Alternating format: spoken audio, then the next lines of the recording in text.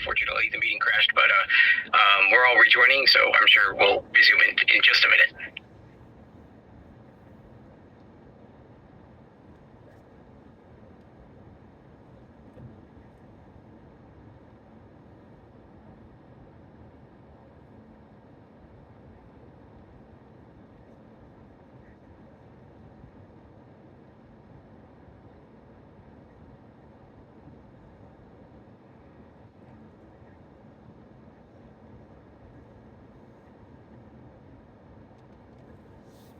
Looks like Maricel has rejoined the meeting. Timothy's on his way back to his desk. There he is. And we are resuming, I assume, in just a few seconds. Appreciate everyone's patience. Everybody went offline. We are. That's a first. That's the first time it happened, yeah. I know. Yeah, that's a first. Okay, sorry about that. Our district connection is a little bit, different today. So we are going back to our conversation on filling out the application in B2G. Just will pay the internet. Yes, we need to remind them. So which section is this, Timothy, in B2G? Which section? So this is section 2, and I do want to highlight one question. So hold on. What is section 2? Section 2 is business information. So this would be one of the important sections to be highly detailed on. Okay. Specifically on this one, 2E. Everyone sees this one. List all products and/or services your firm provides. This would be the section to be as detailed as possible. Like I mentioned previously, we use this section along with the documents you provide to assign an IGP code to your profile. Nicole, do you have a question in that section? Well, the question, I'm not sure, I can't really see it, but the question I have is when it comes to shared space, what is the definition of shared space? Shared space would include any businesses that share a physical location. For example, if you have keys shared and they can open up access to your room and participate and operate from your room, that would be considered shared space. If you have a private office within a commercial building, that would be considered a private office. So the office space itself that you operate in must be private to you only. Thank you. Because I sublease from someone, but my doors are locked. Then that most likely would be considered private, but I would refer back to the lease and then therefore applying through an application. Okay. Go ahead, Timothy. We will answer the other questions later on as he finished the demo. Go ahead. You have section 3, which would be all of the ownership information.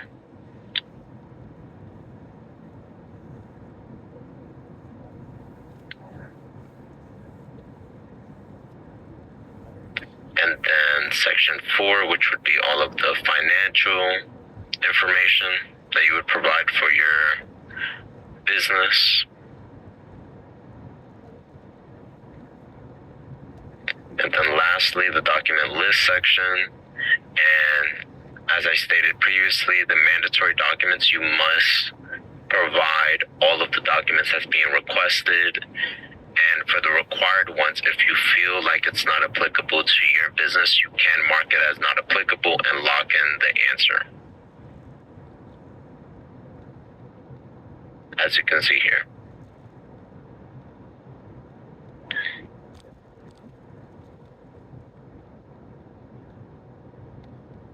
And for the next application, you would press the same option options, but instead of your firm would like to certify, you would press your firm is currently certified in the city of West Palm Beach County, or Miami-Dade County Public Schools. And then it should show submit SBE interlocal application. You would press the same options.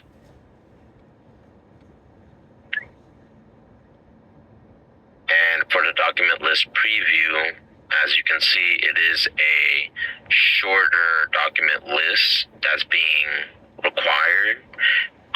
So you would provide your birth certificate, certificate of naturalization, permanent resident card, or passport, your SBE certificate from one of the 3 agencies, the affidavit, and you can download it from the document list preview with this section here that says download form, and the interlocal cover sheet.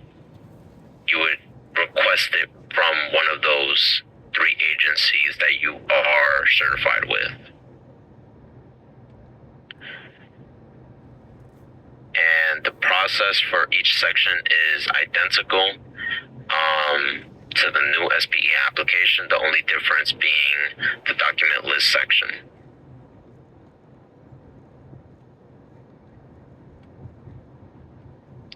And then lastly, for recertification, if you are recertifying directly with us, you would submit a SBE recertification application. And if you are, and this is specifically for interlocal applicants that are recertifying with us, you would go under recertification and you would press the second option that says you previously received SBE certification with the School District of Palm Beach County through the interlocal program. You have renewed your certification with one of those agencies and you would like to renew your certification with the School District of Palm Beach County. Then you would press here and you would complete this application.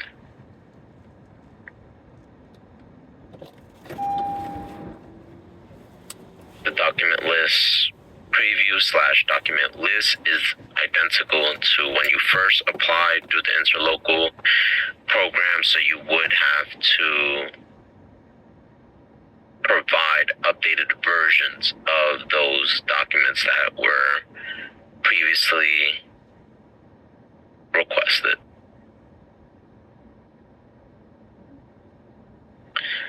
And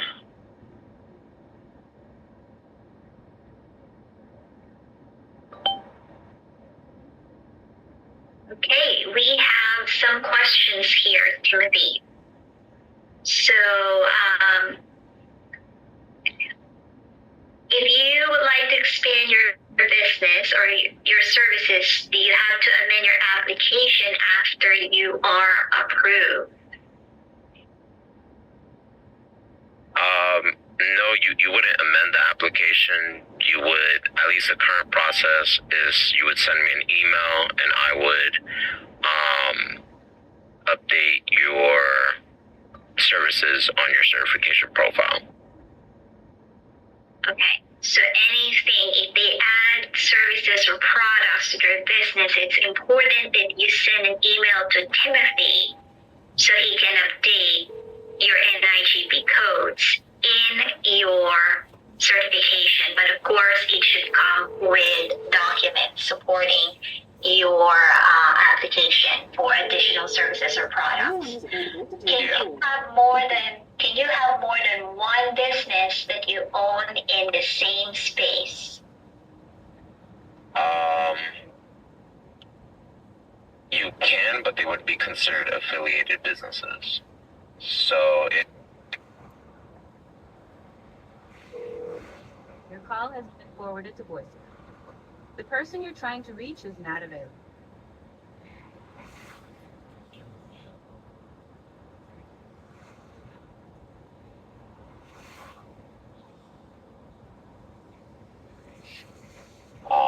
that financial requirement. Did that answer your question, Mercedes? Okay. Someone is raised hand 1039 94.3, go ahead and unmute. Okay, so the two company, that was my question, and I was just wondering, like, I had one our construction company was certified with the school district for 2 years, and I let it lapse. I have to do the process over again for one of the companies, but we just it's for construction, and my husband, he's a GC, but we just opened up another company. So I was just wondering, when I when I start all over with the original company, could I just add the new company on that application, or do I have to do two separate applications? That's the first question. And the second question is, the new company will not be a full year. So it would be separate accounts, separate applications, and separate certifications for each business. And for the second business, you would have to wait that 1 year requirement. Okay, even though the same license, the same GC license? Yes, if they're applying under different certifications, if they're considered two separate businesses, then yes. Okay, thank you. All right. The other questions were lost when we had that disconnection, but I remember there was a question about badging and food truck. Let me address first the question about badging. When you get work from the district, whether through being a subcontractor or being a prime contractor, you need to get a badge because our priority is the safety of the students. However, you don't apply for a badge after you get certified with us. So don't go to HR and apply for a badge, because they will verify if you get really a job in any of the schools or departments in the school district. So to answer the question about badging, some are confused that if they are certified, they need to apply for a badge. No, you don't need to apply for a badge yet until you get work from us. For food truck, Lena, would you like to answer that? Yes. So for food trucks are not on a bid. So to do work for food trucks, you have to actually have a school or a department that is interested in utilizing your services. So once that takes place, then that school or department will work with you and give you basically the number to call, which is the general risk and benefits number. And that number, and that's necessary to set you up to be a food truck or a vendor that has those services to do that service for whoever is hiring you to do that. So you have to establish who would like to hire you for that service. And then with that, the schools can hire food trucks. Where was this when I was in high school? Oh, that's funny.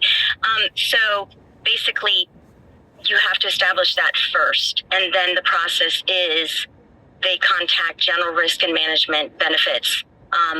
So the phone number, if you do have questions, you can also reach out to them. The number is 561-434-8214. That is a general number for General Risk and Benefits. However, once again, they establish the information and for you to become a vendor, because there's all different requirements for you. And that's where too, once that takes place, you are badged and you're given a code to get a badge for all work once you have an assignment to do work at the district for either a school or a department. I hope that answers your question. Okay. So we have a question. Thank you for posting it again. I am certified with MDC, and I assume this is Miami-Dade County, and registered in the system to apply for vendor certification in Palm Beach. I started a new application and wanted to know if I should cancel the new application and start again with the information that is populated in the previous application? That's a question, Timothy. No, because we don't take Miami-Dade County certification unless it's specifically from the schools. So, with that said, the system pre-populates when you go in. And so it would pre-populate some information for your system as well. So that is not acceptable. I need to relist everything over again, even though you're interrelated. I would say so because I'm not sure what they have on their application, and it's probably not identical in terms of the questions. Our system is separate from any of the interlocal partners. We have interlocal program, but our system are different when you apply for certification application. So when you log in, it is not the same questions for every county. Yes. No. Design of the questions are different, but the documents may be similar or similar in many ways. Very well. Okay. Thank you. Thank you for that question. Any other question about certification before we move on?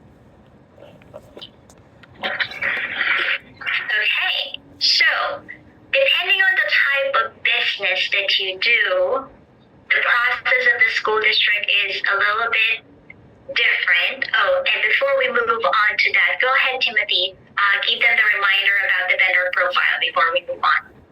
For your vendor profile, you want to ensure that to receive notification updates of your certification, recertification, solicitations, and outreach events, to have main company email, main phone, and under the users, the active user, to have the most up-to-date email address and have the general role assigned within their profile to ensure that they have all of that information updated so you can receive notifications and keep your vendor profile and then therefore your certification profile the most up-to-date that you possibly can have it.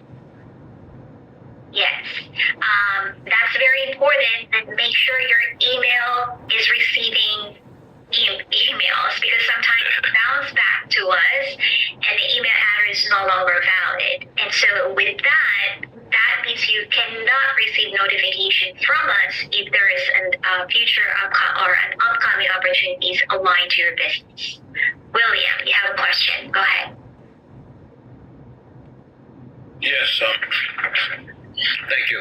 I have two questions. One, I just got on. I was out of therapy, but I am certified with Broward Schools. Do you guys accept that, or how do I have to do a full certification for you guys? Full application? We don't accept their certification. You would have to apply to a regular application. Okay. About a month ago, you guys were on. I went onto your site and tried to do the application, but I was unable to finish it. I don't know if there was a glitch in the system or something, but is there a number that I can contact you all that I can get assistance if I run into that glitch again? I can provide you with general assistance with the application, and then some you can try through the ticket system to send it to B2G. So it would depend on what assistance you need, but I can provide you with most assistance within the application. Okay, and where can you be reached by phone? It's on the chat. So we highly recommend that you reach out to Timothy through email or phone if you have any questions regarding your application for certification. Marissa, do you want me to stop sharing or? No, go ahead. Yes, thank you, Stephanie, for putting that in there. So Timothy's contact information in the chat. So please make sure you connect with him in order for you to get clarification on your application. So now we're moving to what would be your process, aside from certifying your business with us, what are the next steps, in order for you to really go working with us? So Stephanie, can you please give an overview about that? Sure. Is everyone able to see the screen? Yes. Okay. So we have our small business guide available to you on our website, and Maricel will share with you later where that is, and I'll also put the link in the chat for you when I send the follow-up email. And so in the small business guide, it teaches you the process to utilize for your business type. And for some reason, my screen is not advancing. There we go. So if you're interested in becoming a prime contractor with the school district directly, that means you would be bidding potentially on projects above $300,000. You would need to submit a pre-qualification application with the district. But you would also want to become SBE certified with us first. That's always our initial part of the process. And if you qualify as an SBE, you can still become a prime contractor. You'll register your business with BidNet Direct that Lena spoke about earlier. And that will allow you to receive the notifications of upcoming projects and submit your proposal through the platform. You would then participate in a selection committee meeting and await the decision of the committee at the next board meeting to find out if you in fact do receive the contract. You can review the recommendations for a Word document on the district's online bidding platform. And as Timothy said earlier, as an SBE, you can receive up to 15 additional points on bid evaluations if you are bidding as an SBE Prime. You can visit our construction vendor and supplier webpage to learn how to pre-qualify, and you can scan that QR code that will get you there. It's also in the booklet for you. If you are interested in working as a subcontractor, again, we want you to become certified with us because that provides you with benefits. One of those is that you receive top consideration with our prime contractors, helping them fulfill their SBE goals. So even if you haven't certified yet with us, we still want you to attend outreach. As Marisol said, we have one coming up November 6th with Moss and Associates. That information will be in the follow-up email. So attend those events with us, submit the pre-qualification application from our prime contractors so that they can vet your business and see if you're a good fit for a contract with them. Submit that bid application to the prime and then await the decision of the prime to see if you will be provided a contract with them. And the third way that you can do business with us is as a goods and service vendor. Lena spoke a little bit about this earlier. So again, become certified with us. It provides you with benefits. You can receive up to 10 additional points on a bid evaluation. That's on a sliding scale, or receive that 5% bid price preference. Register your business with BidNet Direct, which will allow you to see the bids that are out there, the contracts and solicitations that are out there. Attend our bid ready briefings, and that's with our team as well as our district purchasing agents, and that will teach you about a particular upcoming contract and solicitation that's available. Then participate in that solicitation through BidNet Direct if your business offers that product or service. And then hopefully once you submit that, you would become a bid awarded vendor by securing a term contract through the different types of competitive solicitation processes like RFPs, ITBs, or ITNs, which will allow you again to become that bid awarded vendor on a term contract. And I'll turn it back over to Timothy. Oh, okay. Before we move on to that, I would just like for you to look at our website and all of the information that Timothy and Stephanie explained, those are all in our website, and please make use of the resources we have there. So this is our school district landing page. You go to About Us. You click Doing Business with the District, and then this is our landing page, Small Business Vendor / Suppliers. When you see this page, these are all the information that you can actually be familiar with. You scroll down and all of the information that Stephanie just explained to you, the different processes depending on the type of business that you do, you click our small business guide link at the bottom and it will take you to those processes that we just explained. This is the certification guide where the requirements are listed, the interlocal program, being a SB prime, subcontractor, goods and services, and so on and so forth. So this is actually in your, what do you call it, part of our resources under our website. For events, you can see it down here. You can see what's upcoming. So registering your business with BidNet Direct. If you are directly bidding with us, you need to register. And that, if you click read more, you can register, and that will be Lena Lacey on November 5th. Please attend if you are interested in bidding with the district. We have Meet the Prime Construction Outreach with Moss and Goods and Services Summit on November 13th. We'd like you to invite to go in this event so you can network and learn together with several agencies in the community. Purchasing directors, purchasing agents will be there that you can meet and inquire about upcoming opportunities. So this is a website that we would like you to know and understand how to navigate so you can be informed and be knowledgeable of what to do and make decisions, what will be the position or what will be the opportunity you'd like to pursue. Okay, so I think that's all. Thank you everyone for coming to our training for today. We hope to see you on our next training on November 5th for BidNet Direct or for outreach event with Moss on, when is that, Stephanie? November 6th. November 6th. Okay, so that's